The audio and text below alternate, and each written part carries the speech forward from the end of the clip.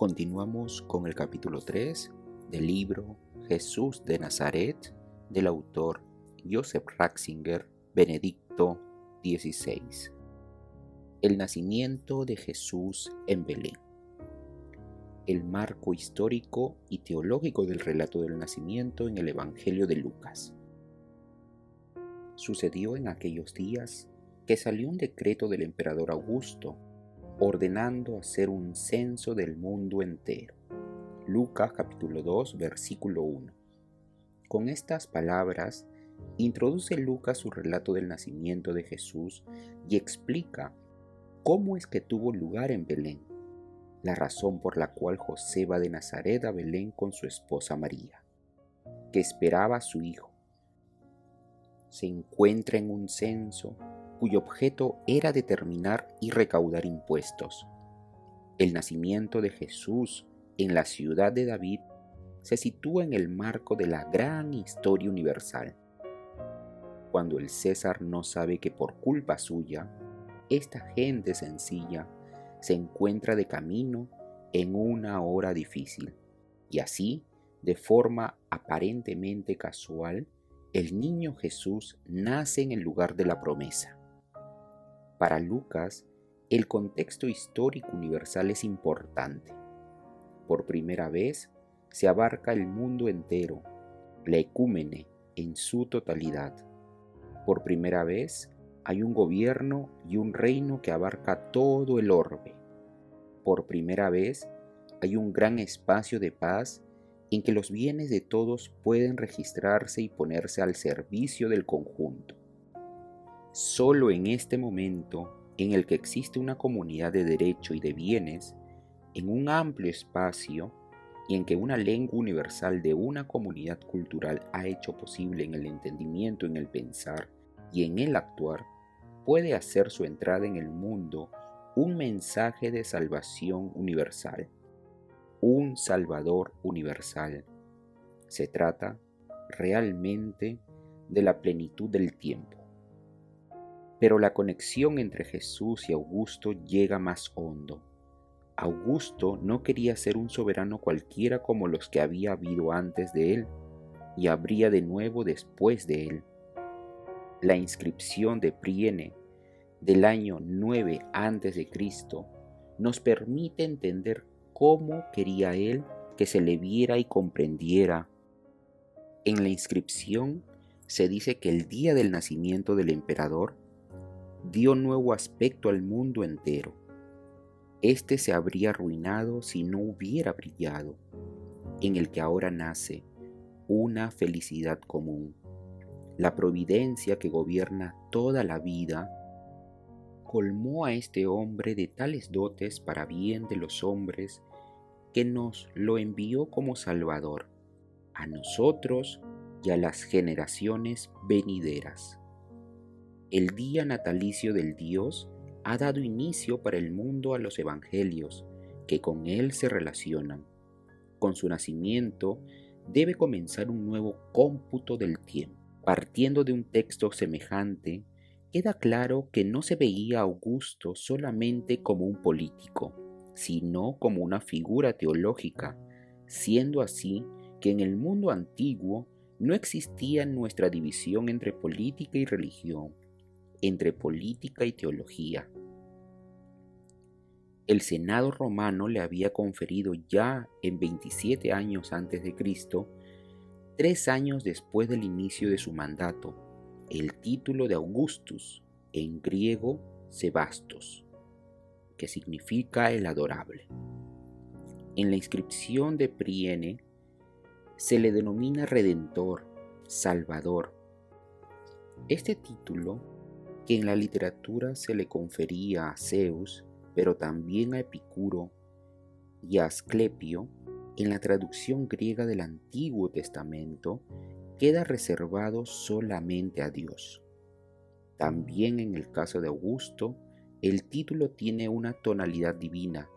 El César ha introducido un nuevo cambio de época, un tiempo nuevo.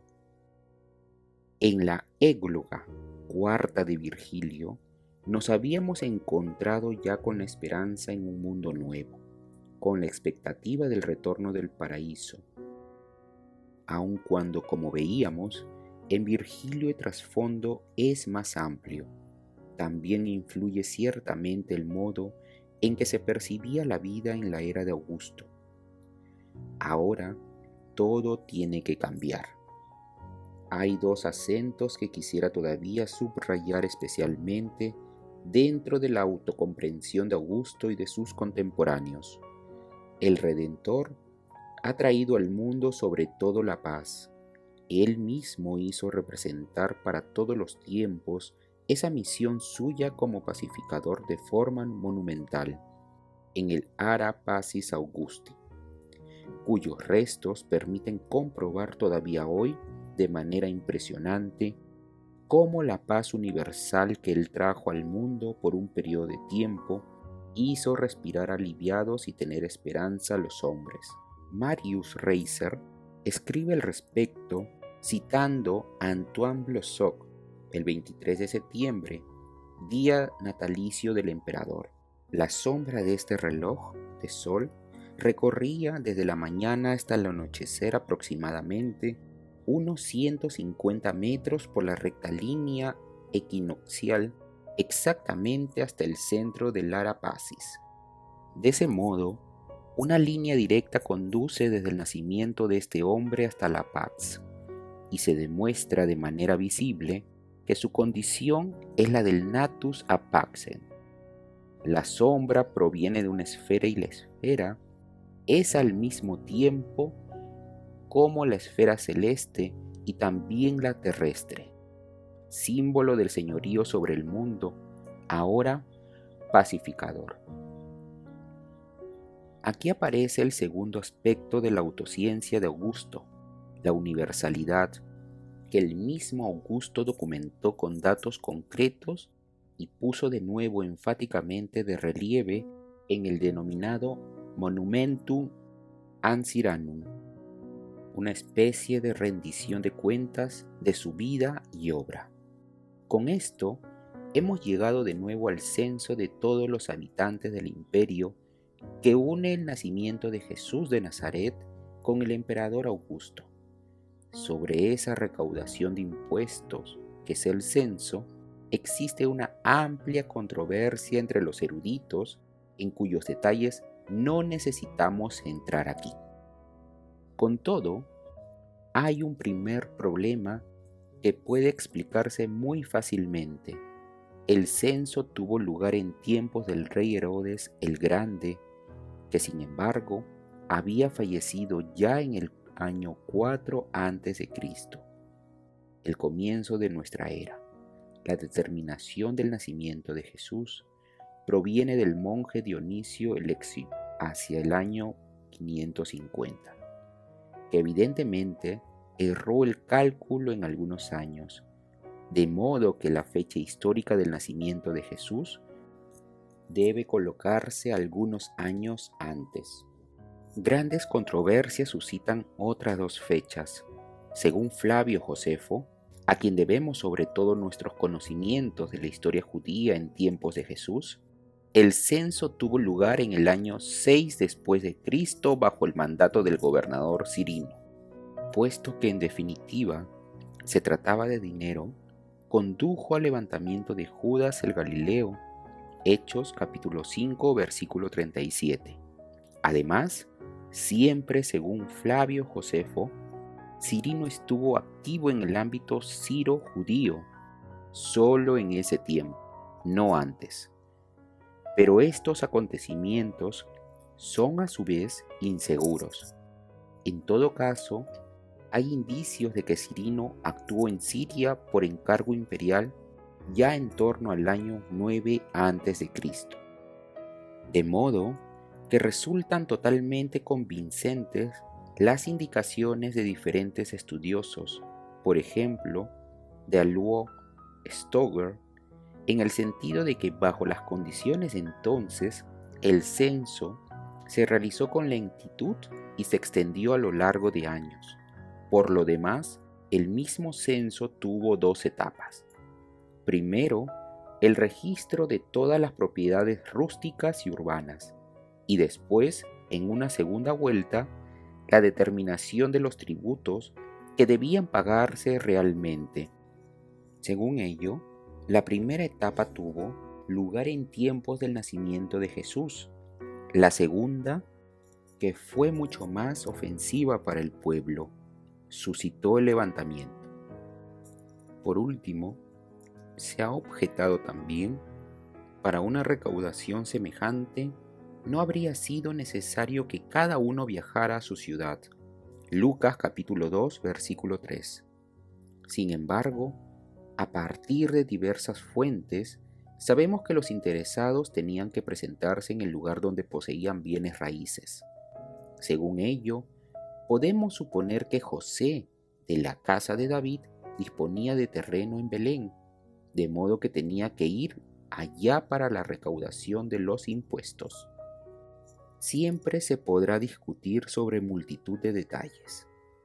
Sigue siendo difícil penetrar en la vida cotidiana de un organismo tan alejado de nosotros y tan complicado como el Imperio Romano.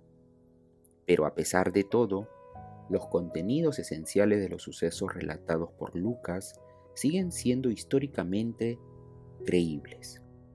Como él mismo dice en el prólogo a su Evangelio, Lucas se decidió a investigarlo todo diligentemente desde el principio. Como es evidente, lo hizo con los medios que tenía a su disposición. Aún así, se encontraba más cerca de las fuentes y de los acontecimientos de lo que podemos reivindicar para nosotros, a pesar de toda la erudición histórica. Regresemos al gran contexto de la hora histórica en la que tuvo lugar el nacimiento de Jesús, con la referencia al emperador Augusto y a toda la ecúmene. Lucas estableció conscientemente un marco a la vez histórico y teológico para los acontecimientos que debían relatarse. Jesús nació en un tiempo susceptible de determinarse con precisión. Al comienzo de la actividad pública de Jesús, Lucas ofrece nuevamente una datación detallada y cuidadosa de esta hora histórica, el año 15 del gobierno del emperador Tiberio. Para ello se menciona al gobernador romano de aquel año, así como a los tetrarcas de Galilea, de Ituria y Traconite, como también al de Abilene, además de a los sumos sacerdotes. Lucas capítulo 3, versículo 1. Jesús no ha nacido y se ha presentado en la atemporalidad del mito. Pertenece a un tiempo que puede ser fechado y a un espacio geográfico que puede ser designado con precisión. Lo universal y lo concreto se tocan. En él entró en el mundo el Logos, el sentido creador de todas las cosas. El Logos eterno se hizo hombre, y eso implica el contexto del lugar y de tiempo. A esta realidad concreta está vinculada la fe, incluso cuando por la resurrección se supera el ámbito temporal y geográfico, y el ir por delante a Galilea por parte del Señor. Mateo capítulo 28, versículo 7. Se introduzca en la vastedad abierta de la humanidad entera. Hay todavía otro elemento importante: la orden de Augusto de registrar impositivamente a todos los ciudadanos de la ecúmene lleva a José, junto con su esposa María Belén, a la ciudad de David, y se sirve así para cumplir la promesa del profeta Miqueas, según la cual el pastor de Israel habría de nacer en esa ciudad. Sin saberlo, el emperador contribuye al cumplimiento de la promesa. La historia del Imperio Romano universal y la historia de la salvación que Dios inició con Israel se entreveran. La historia de la elección, restringida hasta entonces a Israel, entra en la vastedad del mundo, de la historia universal. Dios, que es el Dios de Israel y de todos los pueblos, se muestra como el verdadero conductor de toda historia. Importantes representantes de la exégesis moderna opinan que la noticia de los evangelistas Mateo y Lucas, según la cual Jesús nació en Belén, es una afirmación teológica, no histórica. Afirman que en realidad Jesús nació en Nazaret. Con los relatos del nacimiento de Jesús en Belén, se habría reescrito teológicamente la historia según las promesas, a fin de poder caracterizar a Jesús a partir de su lugar de nacimiento como el esperado pastor de Israel. Miqueas capítulo 5 versículos del 1 al 3 y Mateo capítulo 2 versículo 6. Yo no veo cómo puede fundamentarse realmente esta teoría en conformidad con las fuentes. En efecto, sobre el nacimiento de Jesús no tenemos en realidad otras fuentes que los relatos de la infancia escritos por Mateo y Lucas. Está claro que ambos dependen de transmisores de tradición muy distintos. Llevan la impronta de visiones teológicas distintas, así como sus noticias históricas son en parte distintas. Claramente Mateo no sabía que tanto José como María vivían previamente en Nazaret. Por eso, cuando regresan de Egipto, José quiere ir en un primer momento a Belén, y solo la noticia de que un hijo de Herodes gobernaba en Judea lo induce a desviarse a Galilea. Para Lucas, en cambio, está claro desde el comienzo que después de los acontecimientos del nacimiento, la Sagrada Familia regresó a Nazaret. Ambas líneas de tradición coinciden en la noticia de que el lugar de nacimiento de Jesús fue Belén. Si nos atenemos a las fuentes, queda claro que Jesús nació en Belén y se crió en Nazaret.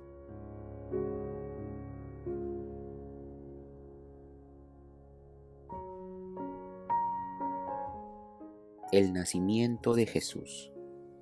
Y sucedió que mientras estaban allí, le llegó a ella el tiempo del parto y dio a luz a su hijo primogénito, lo envolvió en pañales y lo recostó en un pesebre, porque no había sitio para ellos en la posada.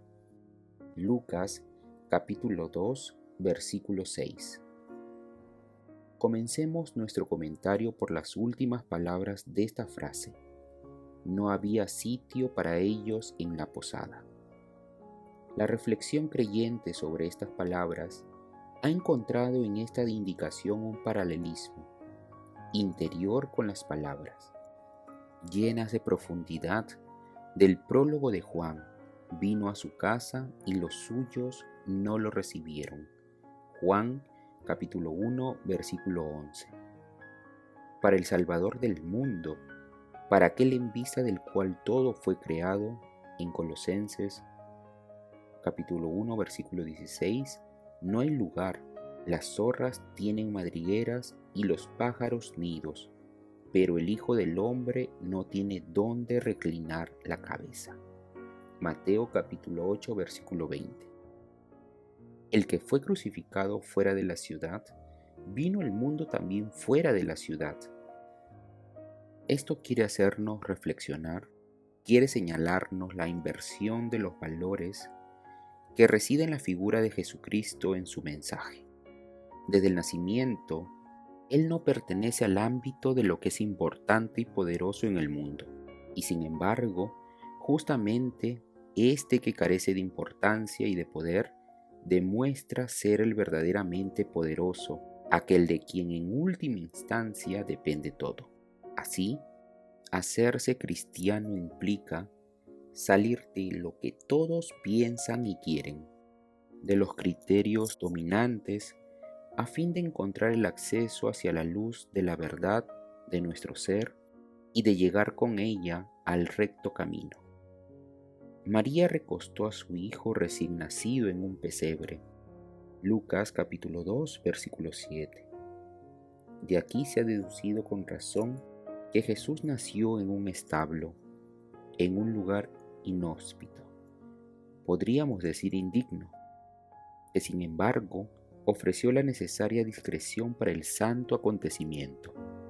En la región en torno a Belén se utilizan desde tiempos inmemoriales grutas como establos.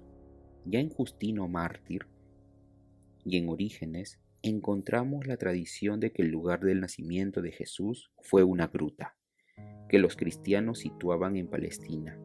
El hecho de que después de la expulsión de los judíos de Tierra Santa en el siglo II, Roma haya transformado la gruta en un lugar de culto de Amos Adonis, al parecer queriendo eliminar con ello el culto conmemorativo cristiano. Confirma la antigüedad de este lugar de culto y muestra también cuánta importancia le atribuía a Roma. Las tradiciones locales son a menudo una fuente más fiable que las anotaciones escritas. De ese modo, a la tradición local de Belén, a la que se remonta la iglesia de la Natividad, puede reconocérsele un grado considerable de credibilidad. María envolvió al niño en pañales. Sin sentimentalismo alguno podemos imaginarnos con cuánto amor esperó María su hora y preparó el nacimiento de su hijo. La tradición de los íconos interpretó también teológicamente el pesebre y los pañales partiendo de la teología de los padres. El niño, rígido en su envoltura de pañales, aparece como una referencia anticipada a la hora de su muerte.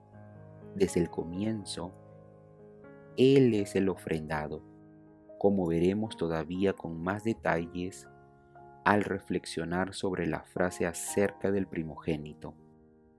De ese modo, se daba al pesebre la forma de una especie de altar.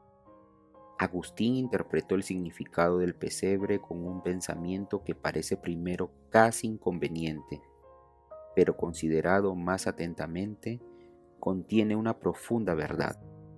El pesebre es el lugar en que los animales encuentran su alimento.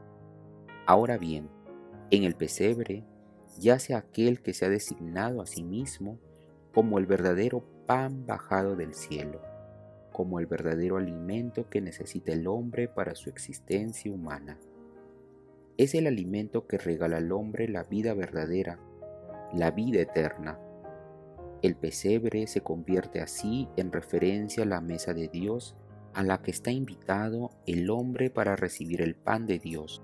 En la pobreza del nacimiento de Jesús se perfila el gran marco en el que se realiza misteriosamente la salvación del hombre. Como hemos dicho, el pesebre hace referencia a animales, para los cuales es el lugar en que se alimentan.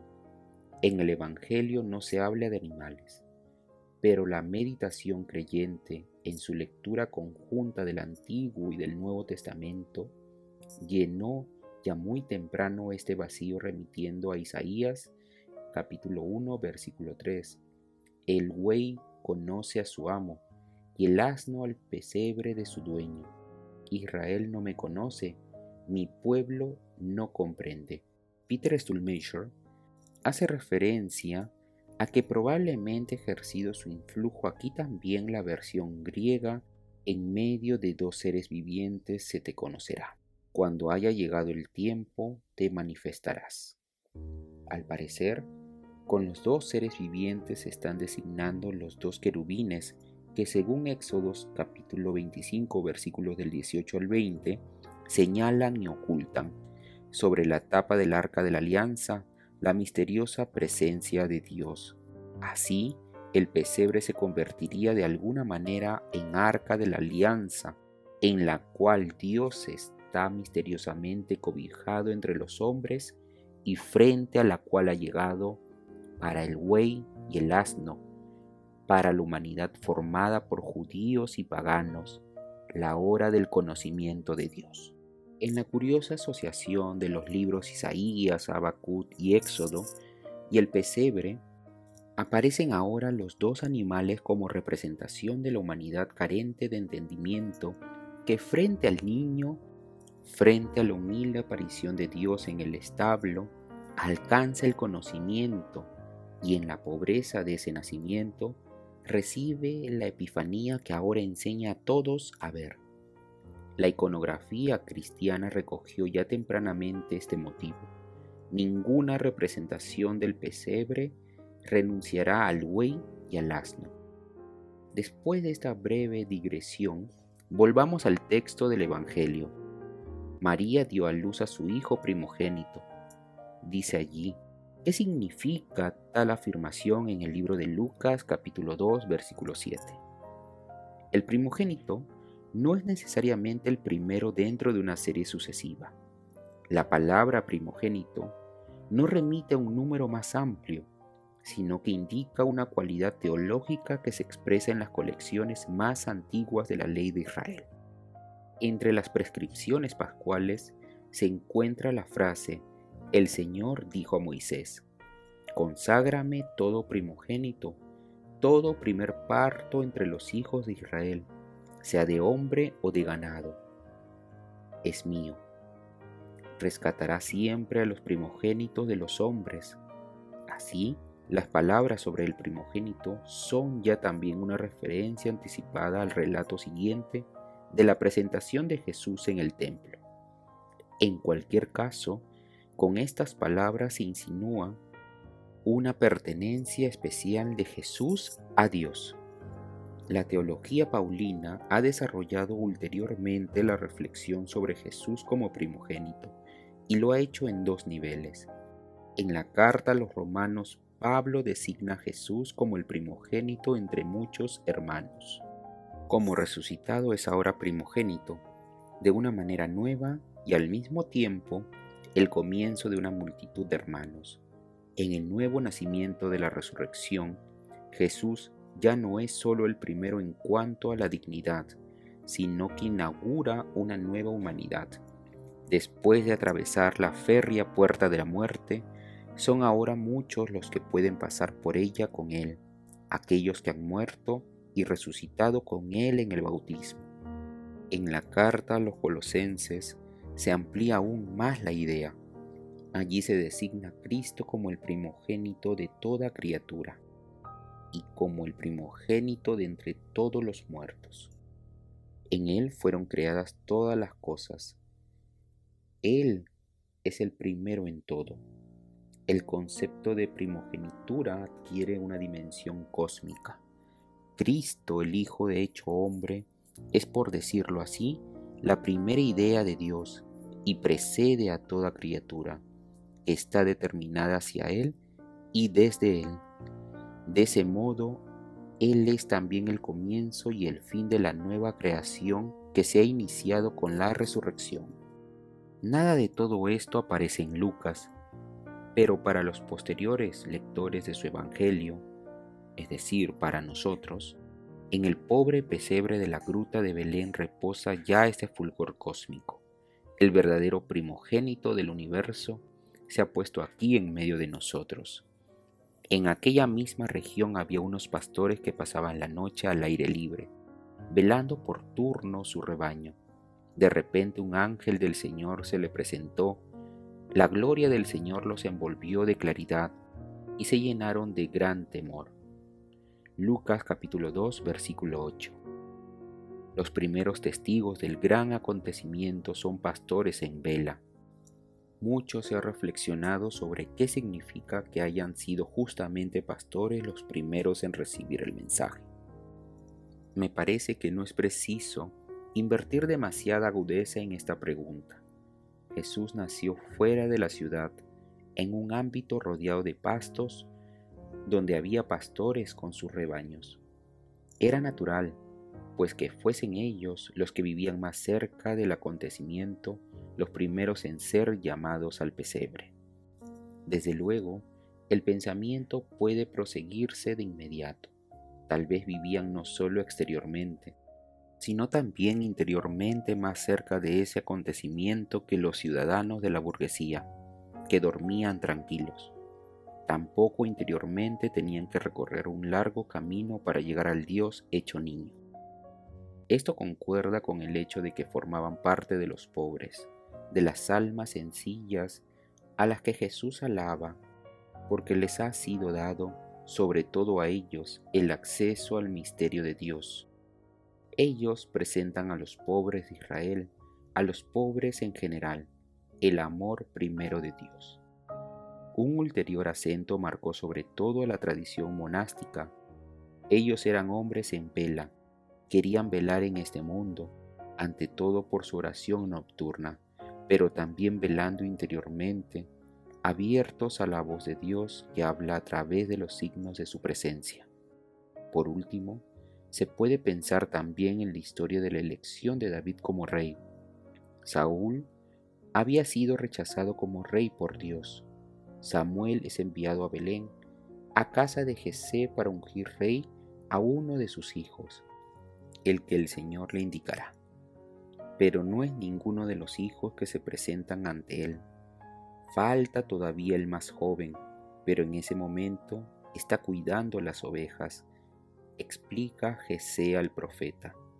Samuel hace que lo manden a buscar a la pradera y por indicación de Dios unge al joven David en medio de sus hermanos.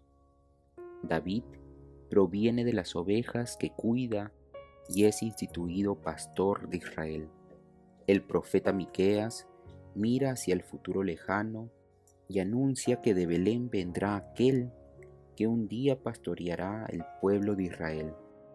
Jesús nace entre pastores. Él es el gran pastor de los hombres. Regresamos al texto del relato de la Natividad. El ángel del Señor se presenta entre los pastores y la claridad del Señor los envolvió. Ellos se llenaron de gran temor, pero el ángel disipa su temor y les anuncia una gran alegría para todo el pueblo. Hoy, en la ciudad de David, os ha nacido un Salvador, el Mesías, el Señor. Lucas capítulo 2, versículo 10. Se les indica que encontrarán como señal a un niño envuelto en pañales y acostado en un pesebre. Y de pronto, en torno al ángel apareció una legión del ejército celestial que alababa a Dios diciendo: Gloria a Dios en el cielo y en la tierra paz a los hombres de su complacencia. Lucas capítulo 2, versículos del 12 al 14. El evangelista señala que los ángeles dicen, pero la cristiandad ha tenido claro desde el comienzo que ese decir de los ángeles es un cantar en el que se hace presencia perceptible todo el fulgor de la gran alegría que anuncian, y así el cántico de alabanza de los ángeles no ha enmudecido desde aquella hora. Ese cántico continúa a través de los siglos en formas siempre nuevas y resuena siempre de nuevo en la celebración del nacimiento de Jesús.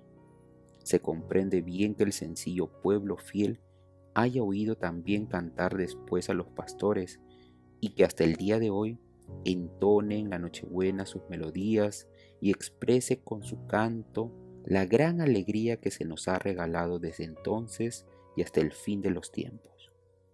Pero, ¿qué cantaron los ángeles según el relato de San Lucas? Ellos asociaron la gloria de Dios en el cielo con la paz de los hombres en la tierra. La Iglesia ha retomado estas palabras y ha compuesto a partir de ellas todo un himno. No obstante, la traducción de las palabras angélicas es objeto de controversia.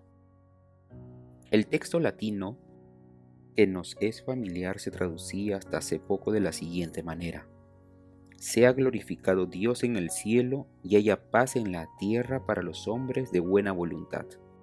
Esta traducción es rechazada por los intérpretes modernos, y no sin buenas razones, como unilateralmente moralizante. La gloria de Dios no es algo que pueda ser producido por los hombres. Sea glorificado Dios.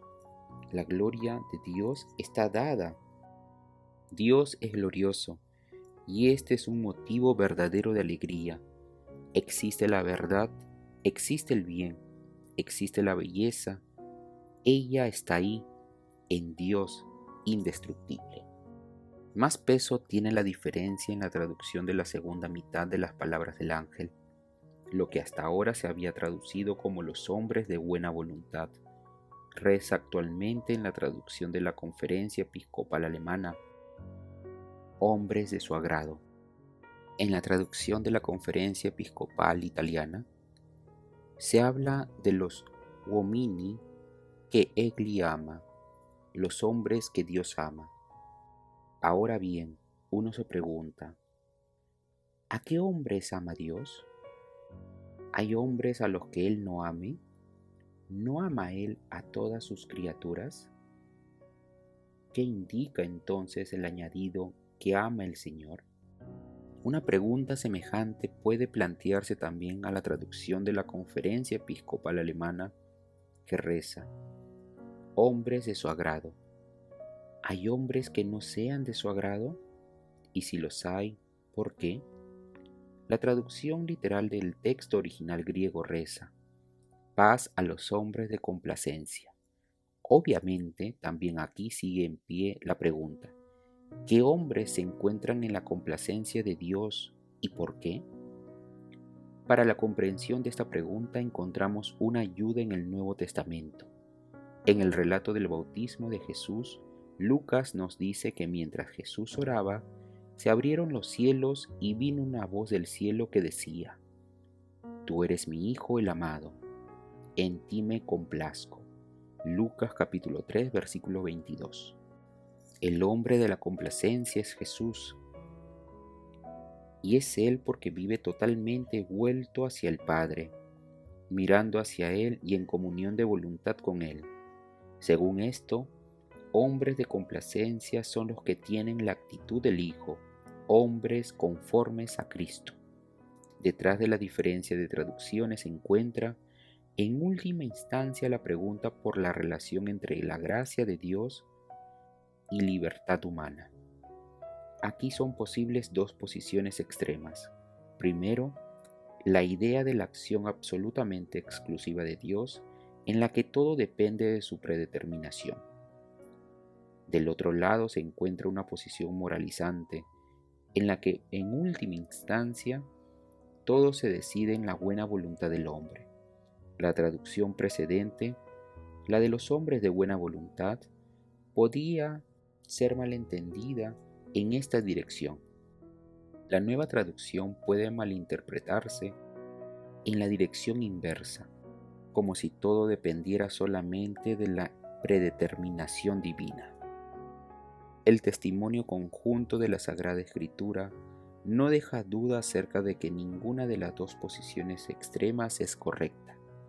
Gracia y libertad se entreveran, y su compenetración no puede resolverse en fórmulas claras. Sigue siendo verdad que no podríamos amar si no fuésemos amados primero por Dios.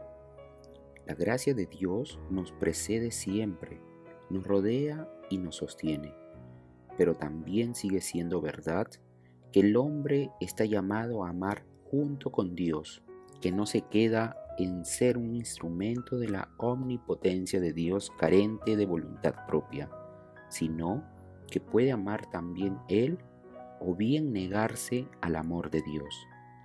Me parece que la traducción literal de complacencia o de su complacencia es la que más respeta este misterio sin resolverlo hacia uno de los lados. En lo que toca a la gloria en los cielos, es evidente que lo determinante aquí es el es. Dios es glorioso, es la verdad indestructible, la belleza eterna. Esta es la seguridad fundamental y consoladora de nuestra fe.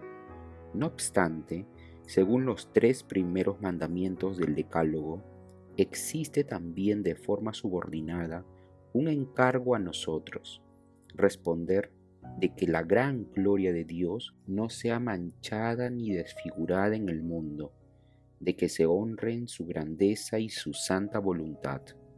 Pero todavía tenemos que reflexionar sobre un aspecto más del mensaje del ángel. En dicho mensaje reaparecen las categorías fundamentales que determinan la autocomprensión y la imagen del mundo del emperador Augusto: Salvador, paz, ecúmene. Pero aquí, ampliada más allá de la cuenca del Mediterráneo, hacia el cielo y la tierra, por último, también el vocablo de la buena noticia. Estos paralelismos no son, por cierto, casuales. Lucas quiere decirnos: lo que el emperador Augusto reivindicaba para sí se ha realizado de forma más elevada en el niño que ha nacido indefenso y sin poder en la gruta de Belén y cuyos huéspedes son pobres pastores. Reiser insiste con razón en que en el centro de ambos mensajes se encuentra la paz y que la Pax Christi no se encuentra necesariamente en contraposición con la Pax Augusti. Pero la paz de Cristo sobrepasa la paz de Augusto, como el cielo sobrepasa la tierra. La confrontación de ambas no tiene por qué verse de forma unilateralmente polémica.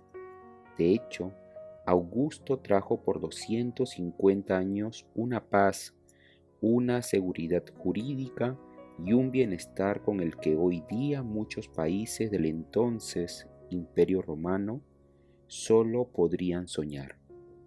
La política conserva enteramente su propio espacio y su propia responsabilidad. Sin embargo, donde el emperador se diviniza y reivindica cualidades divinas, la política traspasa sus límites y promete lo que no puede lograr. En realidad, ni siquiera en el tiempo de florecimiento del Imperio Romano, la seguridad jurídica, la paz y el bienestar estuvieron exentos de peligro ni se realizaron tampoco por completo. Una mirada a Tierra Santa basta para reconocer los límites de la Pax Romana. El reino anunciado por Jesús, el reino de Dios, es de otro tipo. No está dirigido solamente a la cuenca del Mediterráneo ni a una época determinada. Se dirige al hombre en la profundidad de su ser, lo abre al Dios real. La paz de Jesús es paz que el mundo no puede dar. En última instancia, se trata aquí de la cuestión del significado de rescate, redención y salvación. Una cosa es evidente: Augusto pertenece al pasado. Jesucristo, por el contrario, es presente y es futuro. Jesucristo es el mismo ayer y hoy y siempre. Y sucedió que cuando los ángeles se marcharon al cielo, los pastores se decían unos a otros: vayamos pues a Belén y veamos lo que ha sucedido y que el Señor nos ha comunicado. Fueron corriendo y encontraron a María y a José y al niño acostado en el pesebre. Los pastores fueron corriendo. De manera semejante había narrado el evangelista que María, después de que el ángel le hablara del embarazo de su pariente Isabel, se había encaminado deprisa a la ciudad de Judea, donde vivían Zacarías e Isabel.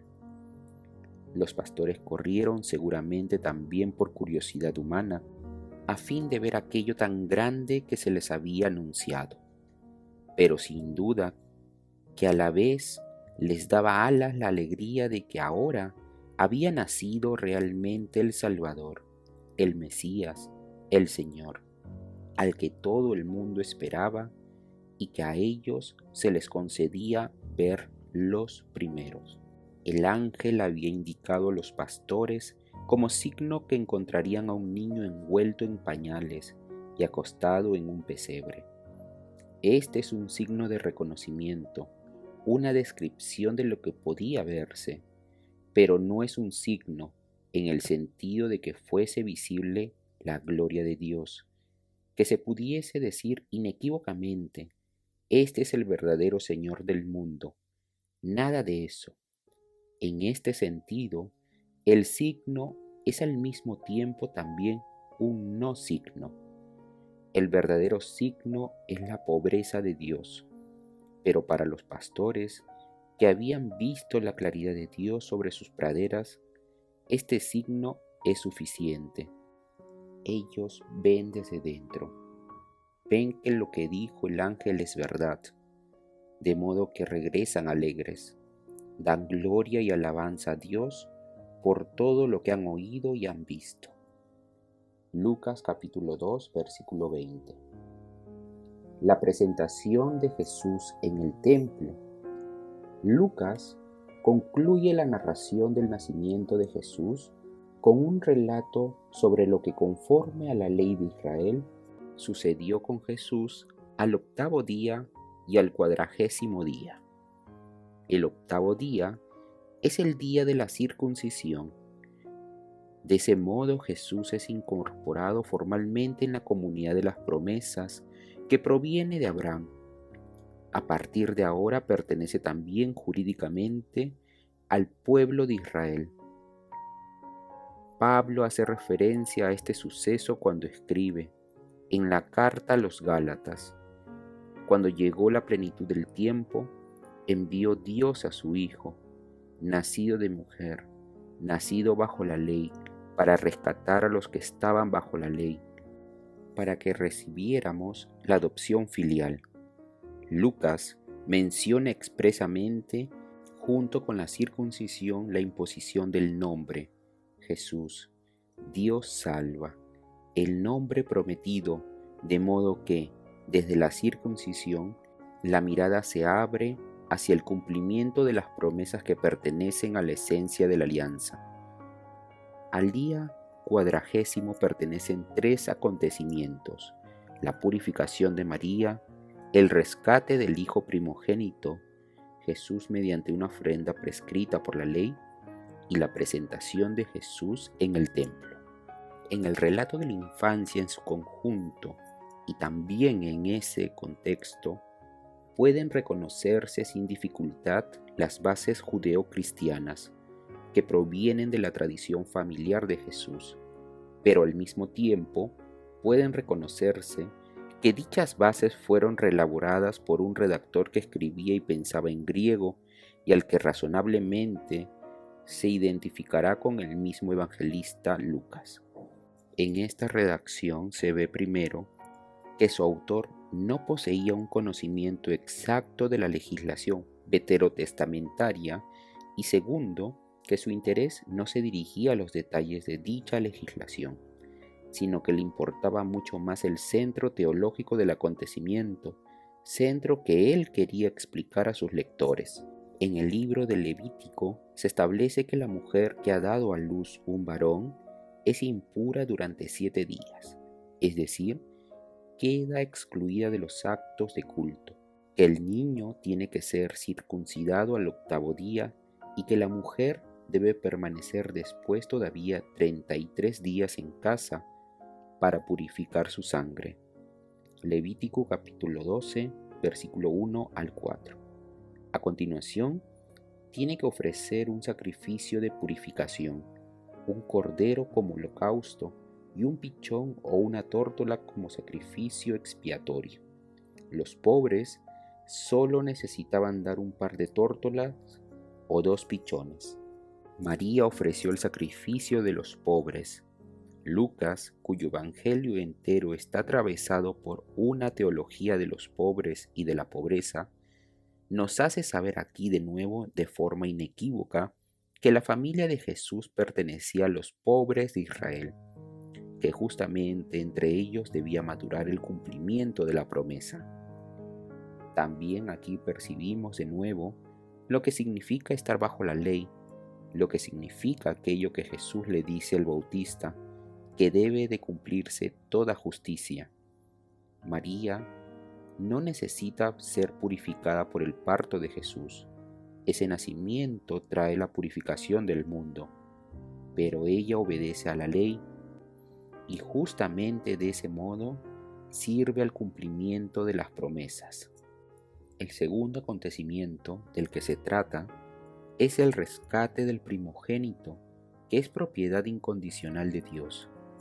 El precio del rescate ascendía a 5 siclos y podía pagarse en todo el país a cualquier sacerdote. Lucas cita primero expresamente el derecho de reserva del primogénito. Todo varón primogénito será consagrado al Señor. Lo especial en su relato consiste en que después no habla del rescate de Jesús, sino de un tercer evento, del ofrecimiento, presentación de Jesús. Evidentemente, el evangelista quiere decir que este niño no ha sido rescatado y no ha vuelto a pertenecer a sus padres, sino muy por el contrario, ha sido entregado personalmente a Dios en el templo y dado totalmente en propiedad a Él. La palabra paristanai, que aquí se traduce como presentar, significa también ofrecer, como sucede con los sacrificios en el templo. En ella resuena el aspecto del sacrificio y del sacerdocio. Lucas no informa sobre el acto de rescate prescrito por la ley. Su lugar es ocupado por lo contrario, la entrega del niño a Dios, al que tendrá que pertenecer por completo. Para ninguno de los actos prescritos por la ley mencionados era necesario comparecer en el templo.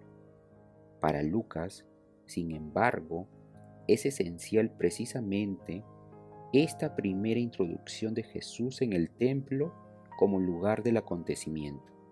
Aquí, en el lugar del encuentro entre Dios y su pueblo, acontece, en vez del rescate del primogénito, la entrega pública de Jesús en propiedad a Dios, su Padre. A este acto cultual, en el sentido más profundo de la palabra, sigue en Lucas una escena profética. El anciano profeta Simeón y la profetisa Ana acuden al templo, impulsados por el Espíritu de Dios, y como son representantes del Israel creyente, dan la bienvenida al Mesías del Señor. Lucas capítulo 2, versículo 26. Simeón es descrito con tres cualidades: es justo, piadoso y aguarda el consuelo de Israel. Al considerar la figura de San José, vimos que un hombre justo es aquel que vive en y a partir de la palabra de Dios, en la voluntad de Dios, tal como está expresada en la Torá. Simeón es piadoso, vive dedicado personalmente a Dios, está interiormente cerca del templo, vive en el encuentro con Dios y aguarda el consuelo de Israel, vive hacia lo que redime, hacia el que ha de venir. En la palabra consuelo resuena la palabra de San Juan sobre el Espíritu Santo. Es el Paráclito, el Dios consolador. Simeón es un hombre de espera y esperanza, y justamente de ese modo estalla sobre él el Espíritu Santo. Podemos decir que es un hombre espiritual y por eso sensible a las llamadas de Dios a su presencia. De ese modo, él habla ahora también como profeta. Primero coge al niño Jesús en brazos y bendice a Dios diciendo: Ahora, Señor, según tu promesa, puedes dejar a tu siervo irse en paz. El texto, tal como lo transmite Lucas, está ya configurado litúrgicamente. En las iglesias de Oriente y de Occidente pertenece desde épocas tempranas a la oración litúrgica de la noche, junto con el Benedictus y el Magnificat, transmitidos también por Lucas en el relato de la infancia. Pertenece al tesoro de plegarias de la iglesia judeocristiana más antigua, cuya vida litúrgica llena del Espíritu Santo podemos atisbar aquí por un momento. En el encabezamiento dirigido a Dios, el niño Jesús es designado como tu salvación, expresión en la que resuena la palabra Soter, Salvador, Redentor, que habíamos encontrado en el mensaje del ángel en la Noche Santa. Dos son las afirmaciones cristológicas que se hacen en este cántico. Jesús es luz para alumbrar a las naciones y está ahí para gloria de tu pueblo Israel. Ambas frases están tomadas del profeta Isaías. La referida a la luz para alumbrar a las naciones está tomada del primer y del segundo cántico del siervo. De ese modo se identifica a Jesús como el siervo de Dios, que en el profeta aparece como una figura misteriosa que remite hacia el futuro. A la esencia de esta misión pertenece la universalidad, la revelación a los paganos, a los que el siervo lleva la luz de Dios. En los discursos de consolación del profeta, la frase sobre la gloria de Israel está dirigida al Israel atemorizado, al que se anuncia ayuda por el poder salvador de Dios. Una vez que Simeón ha bendecido a Dios con el niño en brazos, se dirige con su palabra profética a María, a la que después de las palabras de alegría sobre el niño, dirige una especie de profecía de la cruz. Jesús ha sido puesto para que muchos en Israel caigan y se levanten, y será como un signo de contradicción. Por último, se hace una predicción totalmente personal a la madre, y a ti misma una espada te traspasará el alma. Con la teología de la gloria está asociada de forma indisoluble la teología de la cruz. El siervo de Dios tiene la gran misión de ser portador de la luz de Dios para el mundo, pero esta misión se cumplirá justamente en la oscuridad de la cruz. En el trasfondo de la frase sobre la caída y el levantamiento de muchos, resuena una profecía de Isaías, capítulo 8, versículo 14, en la que Dios mismo es designado como una piedra en la que se tropieza y se cae. De ese modo, justamente en el dicho sobre la pasión, aparece la profunda relación de Jesús con el mismo Dios, Dios y su palabra. Jesús, la palabra viva de Dios, son signos y exigen una decisión. La oposición del hombre contra Dios atraviesa toda la historia. Jesús demuestra ser el verdadero signo de Dios, precisamente cargado sobre sí la oposición contra Dios, atrayéndola hacia sí hasta llegar a la oposición de la cruz. No se habla aquí del pasado. Todos sabemos en qué gran medida hoy en día Cristo es signo de una contradicción que en última instancia apunta a Dios mismo. Dios mismo es visto una y otra vez como el límite de nuestra libertad que tiene que ser eliminado para que el hombre pueda ser enteramente él mismo. Dios, con su verdad, se opone a la múltiple mentira del hombre, a su búsqueda de sí mismo y a su soberbia. Dios es amor, pero el amor puede también ser odiado cuando exige salir de uno mismo para ir más allá. El amor no es un romántico sentimiento placentero. La redención no es wellness, un baño de autocomplacencia, sino justamente liberación del encierro en el propio yo. Esta liberación cuesta el dolor de la cruz. La profecía de la luz y la palabra de la cruz van juntas. Al final, como hemos visto, este oráculo sobre el sufrimiento se hace muy concreto. Es una palabra dirigida directamente a María. Una espada te traspasará el alma. Lucas capítulo 2, versículo 35. Podemos suponer que esta frase se ha conservado en la comunidad judeo-cristiana primitiva partiendo del recuerdo personal de María. Allí se conocía también, a partir de dicho recuerdo, qué significaba concretamente la frase, pero también nosotros podemos saberlo con la iglesia creyente y orante. La oposición contra el Hijo afecta también a la madre y le parte el corazón. La cruz de la contradicción radicaliza, se torna para ella en una espada que le traspasa el alma. De María podemos aprender el verdadero sufrimiento solidario, sin sentimentalismo alguno, en la asunción del sufrimiento ajeno como sufrimiento propio. Para los padres, la ausencia de sentimientos, la insensibilidad frente al sufrimiento de otros, era considerado como algo típico del paganismo. La fe cristiana opone a ello el Dios que sufre solidariamente con los hombres y nos introduce así en el sufrimiento solidario. La Mater Dolorosa, la madre con la espada en el corazón, es el prototipo de este sentido fundamental de la fe cristiana. Junto al profeta Simeón aparece la profetisa Ana, una mujer de 84 años que después de 7 años de matrimonio había vivido décadas como viuda. No se apartaba del templo, sirviendo a Dios con ayunos y oraciones noche y día. Lucas capítulo 2, versículo 37. Ella es la encarnación del hombre verdaderamente piadoso. El templo es simplemente su casa. Vive junto a Dios y para Dios, en cuerpo y alma. De ese modo, ella es realmente una mujer llena del Espíritu, una profetisa. Como vive en el templo en adoración, está presente en el momento de la aparición de Jesús, presentándose en aquel momento.